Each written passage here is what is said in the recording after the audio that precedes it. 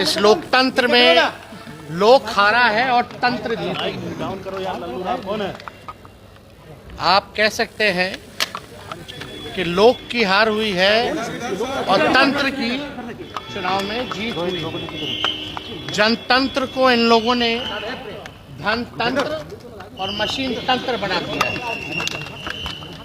हम लोग सब लोग जानते हैं कि क्या षड्यंत्र रचा गया, छल कपट से ये लोग चुनाव जीते। लेकिन नई सरकार कैसे बनी है ये पूरा देश और बिहार की जनता जानती है।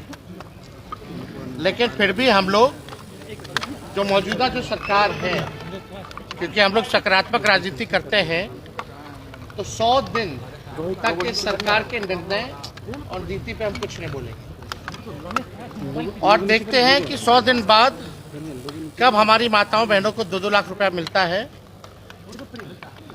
1 करोड़ नौजवानों को नौकरियां कब मिलती है, हर जिलों में 4-5 कारखाने लगाने की बात की गई है। लगते हैं कि नहीं लगते हैं, 100 दिन तक हम कुछ नहीं बोलेंगे।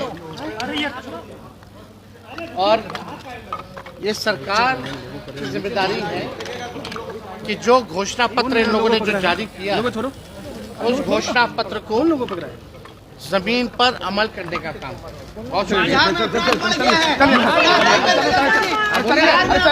बोले 100 दिन तक हम नहीं कुछ बोलेंगे।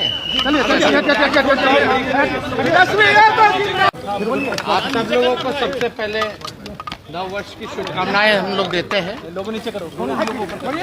और आप सब लोग जान रहे हैं कि पिछले साल जो है चुनाव जो है संपन्न हुआ है और पिछले चुनाव में इस लोकतंत्र में लोक हारा है और तंत्र जीता। आप कह सकते हैं कि लोक की हार हुई है और तंत्र की चुनाव में जीत हुई। जनतंत्र को इन लोगों ने धनतंत्र और मशीन तंत्र बना दिया है। हम लोग सब लोग जानते हैं कि